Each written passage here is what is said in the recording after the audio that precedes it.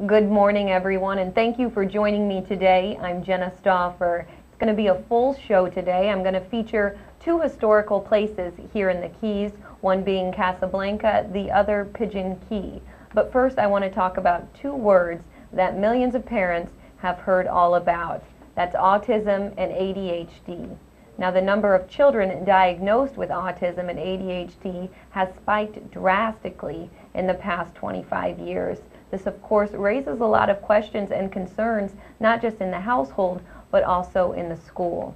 It's a controversial subject for many people, but we're going to touch on it the best we can this morning with a regular here on the show and the founder of Brand New Day Enterprises, Dr. Becky. Hi, nice to see Hi. you. Thank you so much Thank for you being very back much. on the show.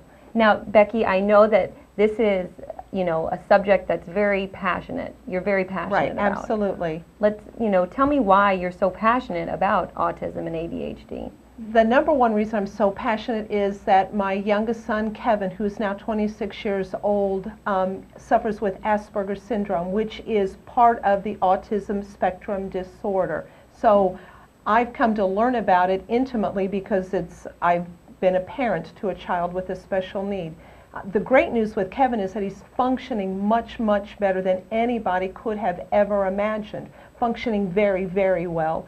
So I want to encourage parents to know that if they do hear the term ADHD or autism, I don't want them to think, oh my goodness, is there no hope? Because absolutely there's really great hope that these children can function much, much better than anybody ever thought was a chance possible. So that's why I'm here, is I want to talk to parents about what are some signs to look for, but also what are some encouraging things, some proactive things that they can do to help their child to function to the best of their child's ability. Okay, well, let's get into some of the signs of it. Okay, autism especially is kind of difficult early on. They don't even traditionally have a test for autism until the child is between 18 and 24 months old.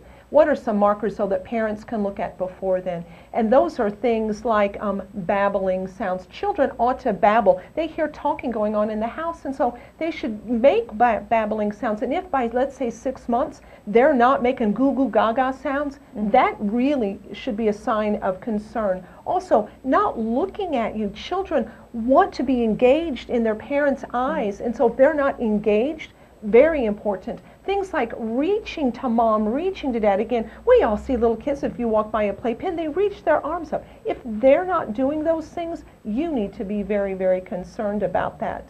Signs and symptoms of attention deficit are quite different, and the truth is, if you're with a group of doctors, you're going to have a group of doctors who are going to be very concerned about that being a diagnosable disease, but you'll also have a big group of doctors who think that it's a garbage can diagnosis, and I don't know a better way to say it.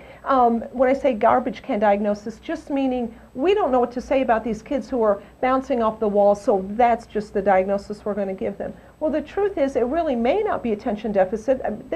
Hyperactivity in and of itself is not a disease, and so a lot of pediatricians nowadays really are struggling with trying to say attention deficit disorder more like a kinesthetic disorder in the world that we live in now, because there is so much with staying home, playing video games, where children don't go outside to burn off energy. They naturally have energy. And if we live in a world where we're not encouraging our children to go out and be active, you're going to see signs that, again, if you just let them go on the playground for a little bit of time, burn off that energy, they might then come back and be better focused and better concentrated. So autism is a significant challenge to deal with. The good news, especially with attention deficit disorder, is that you can do a whole lot of really awesome proactive things, especially with attention deficit disorder, to get those kids back in control. Okay, we have to take a quick break right now, but when we return, we're going to talk all about